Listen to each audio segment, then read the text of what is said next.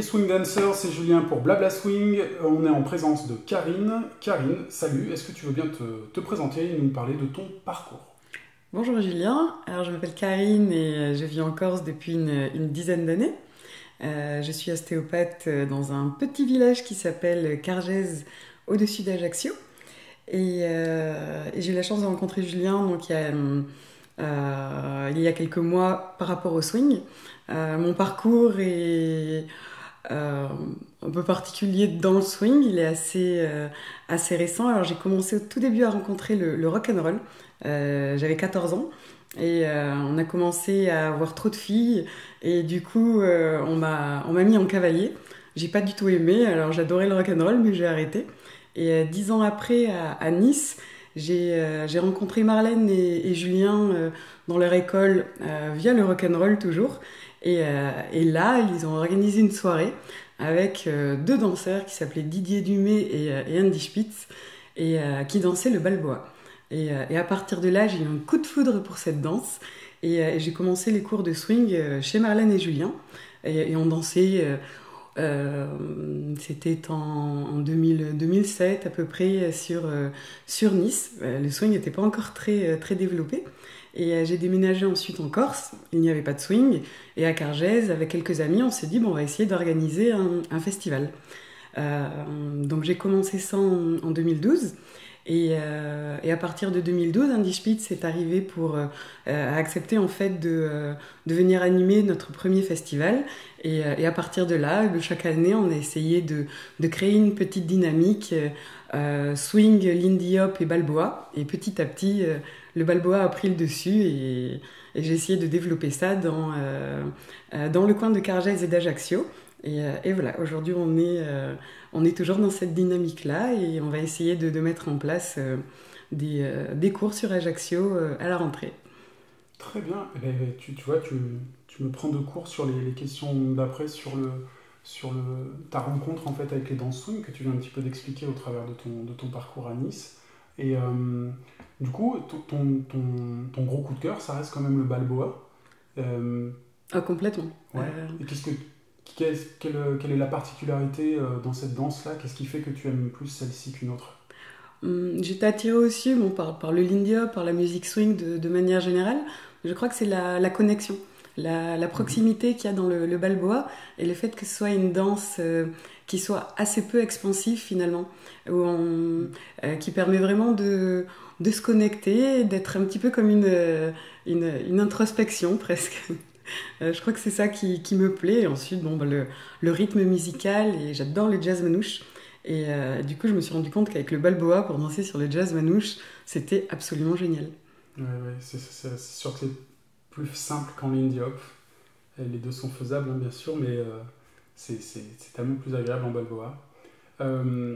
Tu pratiques aussi de la musique? Tu fais un petit peu tu joues d'un instrument, de plusieurs? Je joue de la guitare. Je m'y suis remise en jouant de jazz manouche, justement. On a la chance d'avoir en Corse peu de danseurs, mais par contre de super musiciens. Et du coup, j'ai l'un des musiciens qui joue avec nous du swing qui m'a proposé de me donner des cours. Et donc voilà, je me suis remise beaucoup à la guitare. Ouais. D'accord. Et alors, du coup, voilà, est-ce que tu peux nous parler un petit peu de cette scène swing qui existe en Corse? Quelle est ta place là-dedans? Qui, je sais, est essentielle, mais ce serait bien que ce soit toi qui nous en parles. Et puis de cet état de la scène, comment elle était au départ, comment elle est aujourd'hui? Est-ce qu'il y a une évolution? Est-ce que les choses sont à peu près au même point? Comment ça s'est passé tout ça? Alors la scène swing, c'est on va dire un grand mot en Corse. Il y a de très bons musiciens qui du coup vont, comme le Bastia Blue Band, le So Swing Trio, Jean-Jacques Gristi, qui sont vraiment de super artistes. Mais par contre, en tant que danseur, en 2012, la première année, il y a un danseur de lindy hop qui est venu au festival à Cargèse. Et on est en 2009. C'est toujours le seul danseur de swing en Corse, à ma connaissance, et on a essayé de faire un petit peu tout le tour. Et quand on s'est rencontrés sur ce festival, on ne s'est plus vus pendant 2 ou 3 ans, et en 2015, on a commencé à se revoir, à danser ensemble. Et moi, je lui ai dit, par contre, le lindy, j'ai pas trop d'affinité, j'aime voir les gens, je peux danser une ou deux danses, mais moi, j'aimerais vraiment danser le balboa. Donc il était un peu réticent, mais il a quand même été dans mon sens. Et maintenant, j'ai du mal à le faire danser le Lindy quand on est dans une soirée. On parle de Philippe. Et on parle de Philippe qui habite Salut, Philippe. à Ajaccio. Voilà. Et du coup, mais grâce à lui, j'ai pu continuer à aussi finalement à danser de temps en temps sur Ajaccio. On a tenté de mettre des cours en place, mais moi, vivant à Cargèse, c'était difficile de mettre des cours réguliers. Donc on a concentré la dynamique swing finalement sur le festival qui est une fois par an. Et on a bougé par contre sur des festivals sur le continent, un petit peu en Europe. Et l'idée, ça serait plutôt là, à partir de cette rentrée, de vraiment créer un petit noyau sur Ajaccio. Les 2 dernières années, on est arrivé à toucher 3 autres danseuses, vraiment 3-4 autres danseuses. Donc on va dire que la scène de danseurs vraiment en balboa, en lindy hop, moi j'en connais pas ou peu de toute façon en Corse. On est pour le moment un petit noyau au grand maximum d'une dizaine de personnes en étant large. Ah oui, c'est le petit noyau pour l'instant. Voilà pour l'instant, mais je pense qu'il y a un énorme potentiel. Tout à fait, j'en suis persuadé également, pour le vivre depuis, ça fait 2 fois que je viens là, et oui, ça peut que grossir. Et ce festival Swing in Corsica, alors donc là c'était la 7e édition que tu fêtais, c'est ça? Oui, ouais, c'est ça, on est 2012, et ouais, tout à fait. D'accord. Et à chaque fois avec la même formule, le balboa au cœur du festival? Non, au début, c'était vraiment le swing de manière générale. On avait vraiment Lindy et Balboa. On faisait moitié-moitié. D'ailleurs, des gens d'Ajaccio pour le Lindy sont même montés une année. On a vraiment vu qu'il y avait un engouement certain pour le Lindy Hop. Et je pense vraiment qu'avec du Lindy Hop, en voulant plutôt développer cette danse-là, on arriverait à avoir beaucoup plus de danseurs. Mais pour moi, le Lindy Hop, c'est une danse que j'apprécie, j'aime la regarder, mais quand je la danse, ça vibre pas de la même façon à l'intérieur.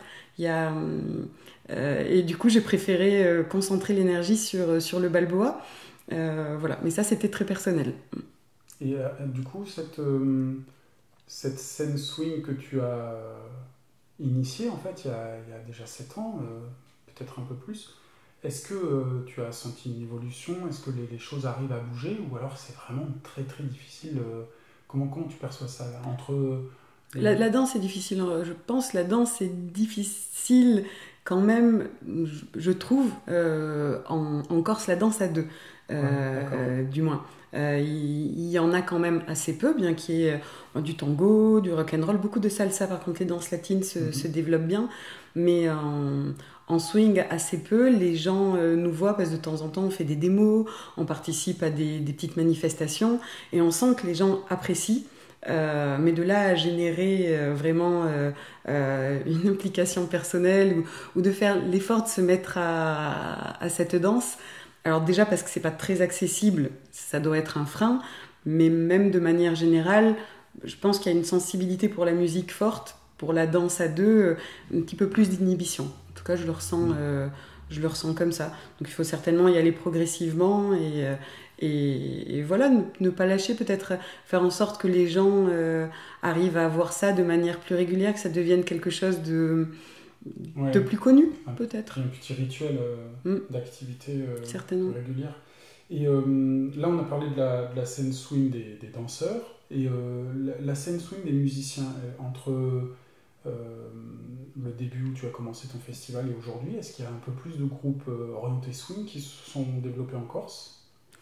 Alors, à ma connaissance, je dirais qu'il y a une évolution, dans le sens où là, cette année, par exemple, nous, on n'a pas pu faire appel à eux pour le festival, mais il y a des mini Big Bang, notamment avec les conservatoires en jazz qui viennent de se créer sur Ajaccio. Les groupes qui viennent depuis 2-3 ans en swing sont justement assez récents aussi. Les premières années, on a eu des groupes qui après n'existent plus aujourd'hui. Les musiciens se retrouvent dans des groupes différents. Donc il y a une évolution en termes de quantité de musiciens. Je dirais pas que c'est énorme, mais on va dire que par rapport à la Corse, on arrive à avoir régulièrement des concerts de swing, il y a des concerts de jazz.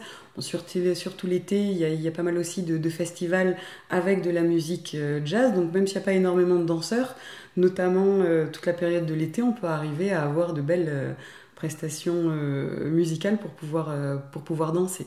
À l'année, ça se développe, il y a des projets de workshop autour de la guitare, et du coup, de créer des interactions, ça se met en place. D'accord. Il y a de la musique. Il y a de quoi faire, ça, c'est sûr. On va parler un petit peu de tes influences. Est-ce que tu as des influences de danseuses, de danseurs qui t'inspirent, quand tu suis leurs cours au travers de stages ou au travers de vidéos que tu peux croiser, est-ce que tu as quelques références comme ça qui t'inspirent? Hum, celle qui me viendrait, c'est vraiment Anne-Hélène et Bernard. Je crois que c'est eux qui m'ont le plus marqué. Ils sont en plus venus une année à un festival Ah oui. et c'est le couple qui m'a vraiment marqué dans leur style. Après Andy Spitz, quand il était venu, justement, c'est vraiment son style qui m'avait fait aimer le balboa. Je crois que c'est vraiment la sensation qui m'était venue.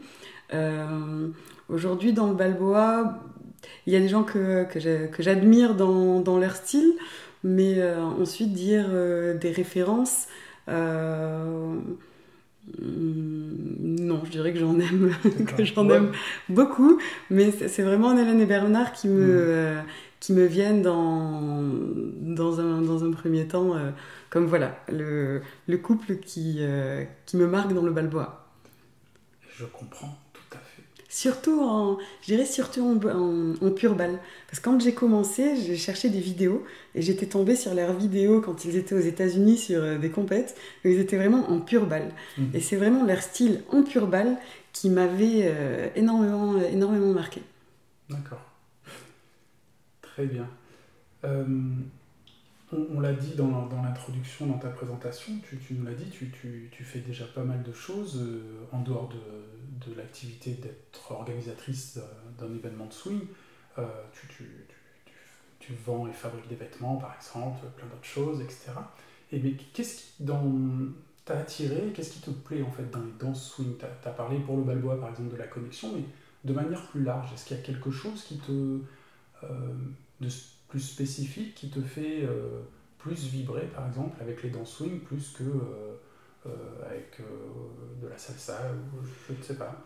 Alors, plus vibrer, oui, ça, mais c'est vraiment quelque chose de ressenti. C'est même difficile pour moi d'exprimer pourquoi, mais il y a vraiment un petit peu comme des cordes de guitare à l'intérieur qui se mettent à vibrer quand j'entends du swing, et notamment du jazz manouche. Ça, c'est systématique. Le jazz qui me fait vraiment presque qui réveille un petit peu quelque chose. Et ensuite, dans le balboa, c'est cette posture et cette connexion au niveau du cœur, je pense qui est une symbolique à la fois forte en termes de connexion, même posturale, je la trouve vraiment assez fantastique. Et j'ai touché à pas mal d'autres danses et aucune ne m'a apporté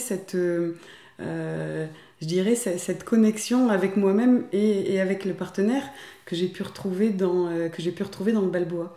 Et en tant qu'ostéopathe, c'est en plus une danse qui, pour moi, amène une posture absolument fantastique. Si on a envie de travailler un petit peu la technique et de vraiment pousser la connexion et la posture, on arrive à mon avis, à une danse qui peut apporter un équilibre même sur l'aspect physique. Et je pense même à corriger des dysfonctions qu'on peut avoir sur le plan physique. Du coup, je pense qu'il y a un petit aspect même professionnel qui transpire dans mon goût pour le balboa. Oui, on voit l'ostéopathe qui parle.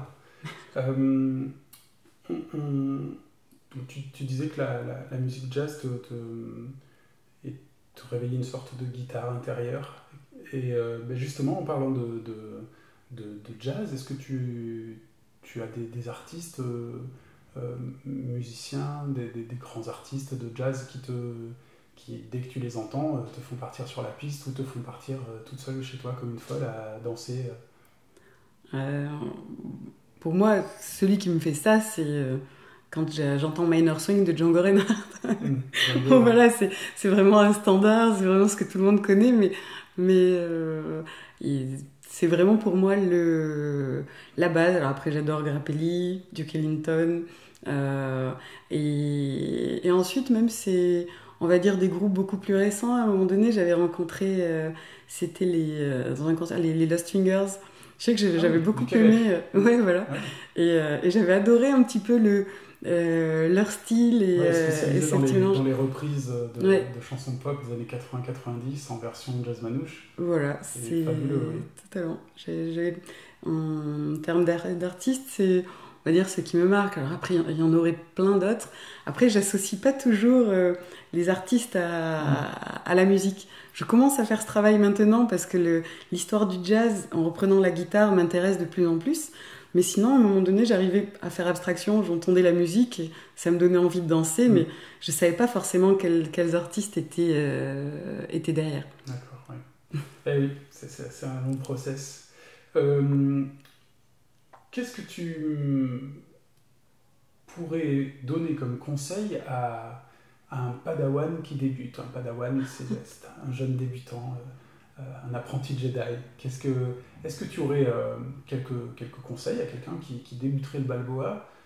Qu'est-ce que tu pourrais lui dire pour qu'il tienne bon, qu'il n'abandonne pas, par exemple, qu'il ne se décourage pas, parce que les danses swing sont quand même des danses qui peuvent être assez techniques, et certains se découragent. Quel conseil tu pourrais donner, si tu veux bien en donner? Déjà, je pense que je demanderais pourquoi il se met au balboa. Parce qu'à mon avis, le conseil, il pourra venir pour quelqu'un qui ressent quelque chose de spécial pour cette danse. C'est une danse qui est assez technique, qui, à mon avis, est facile d'accès quand on a vraiment le goût. Donc, si c'est un débutant qui ressent vraiment quelque chose, j'aurais tendance à dire, voilà, de chercher la connexion. Tout ce qui est figure, tout ce qui va être démonstration, le regard extérieur, c'est d'arriver à en faire abstraction autant que possible et de rechercher cette connexion avec le partenaire, et ensuite tout le reste prendra forme petit à petit. Moi, je vois quand j'ai commencé la danse, je me suis rendu compte que j'avais pris beaucoup de mauvaises habitudes, notamment dans le contrôle via le rock'n'roll, et finalement je me rends compte que j'ai mis des années à essayer de lâcher ce contrôle pour arriver à retrouver cette connexion, à ne plus vouloir faire des tours. Et Laurent et Solène, par exemple, qui sont un couple que je trouve admirable en balboa. Ce que j'admire chez eux, c'est vraiment leur amour du balboa. Et je prenais des cours justement avec Laurent, des cours particuliers aussi, et il m'aidait vraiment à me recentrer sur cette connexion. Et une fois que je suis arrivée à ressentir la connexion, là, j'ai commencé à arriver à danser, mais finalement, c'était il y a 2 ou 3 ans. Alors que j'ai commencé le balboa il y a 10, il y a 2 ou 3 ans, sur un festival, on regarde, il me dit, ça y est, là, t'as compris ce que c'était le balboa. Ouais. Alors qu'avant, je me disais, oh, mais c'est bon, je sais danser. Et finalement, non, j'avais cette impression, mais la connexion, je l'avais pas, parce que je cherchais trop à faire des figures, à être dans l'expansion, un petit peu la dispersion, donc... de chercher ce ressenti. Il y a certains processus qui sont longs à venir, en fait. Hein. Des fois, on identifie quelque chose sur lequel on sait qu'il faut travailler, mais il se mettra en place que quelques années après, quoi. Oui, bien sûr. Ouais, complètement. En début d'interview, tu nous parlais aussi du fait que tu allais régulièrement sur le continent au travers de stages, etc. Est-ce que tu aurais, une fois de plus, pour les padawans, mais pas que, quelques stages à conseiller parce que tu as aimé l'ambiance, parce que puis, toi, en tant qu'organisatrice, j'imagine que tu as un regard peut-être un peu différent et que certains festivals t'ont paru plus réussis que d'autres? C'est le dernier que j'ai adoré en termes de lieu, c'était Rome. C'était absolument grandiose, autant en termes d'enseignants que de lieux. Moi, j'ai besoin, quand je vais dans des festivals, d'avoir à la fois une qualité en termes d'enseignement, en termes de musique, mais j'aime beaucoup aussi qu'il y ait un lieu agréable. Donc Rome m'a beaucoup marqué, j'avais adoré Barcelone, et en termes d'ambiance qui avait été folle, ça avait été il y a maintenant un peu plus de 2 ans, même je crois, Toulouse. Où, bon, bah là, Toulouse, je connaissais, c'était une ville où j'aurais pas été forcément, mais en termes de danse, ça m'avait vraiment marqué. Ouais.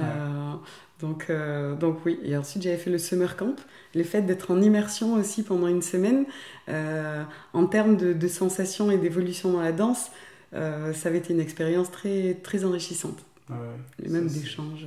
c'est presque une année de cours en une semaine, donc forcément, ça fait une belle piqûre de danse, quoi.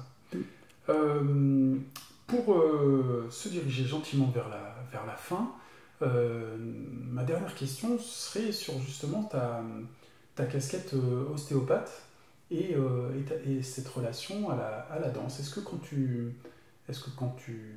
ça modifie quelque chose pour toi en tant que danseuse? C'est-à-dire que ta connaissance du corps, de ses mécanismes, etc. Est-ce que des fois tu danses avec cette casquette d'ostéopathe en disant attends, non, là je me redresse, là je fais attention, là mon axe, la truc. Je sais pas, est-ce que ça a une influence dessus ou pas du tout? Ou même chez les autres, est-ce que tu le vois chez les autres danseurs? Je dirais plutôt que c'est la danse qui me permet de travailler sur ma pratique. C'est la danse qui me permet de me recentrer et de travailler depuis que je fais plus de balboa et que je me connecte plus, que j'ai plus de connexion. J'ai une pratique qui est devenue beaucoup plus tissulaire, faciale. Avant, je travaillais en cracking. Je ne travaille plus du tout en cracking.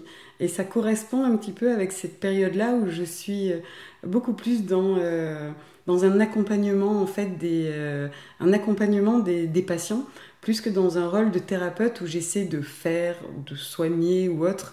Et je sens que la danse m'aide à me positionner différemment en tant qu'ostéopathe. Après, dans les festivals, on va dire que si j'ai des douleurs, par exemple, j'arrive, oui, à retravailler un peu mes positions ou à mettre en place des petites modifications dans mon corps qui m'aident. Ce qui me marque le plus, c'est plutôt ce que m'apporte la danse dans ma pratique. Je comprends tout à fait. Moi aussi, je pense que la danse apporte énormément dans mon métier de civil aussi. Mais amis ostéopathes, voilà, un conseil pour vous, dansez plus. Voilà, tout simplement. Merci Karine. Merci Julien.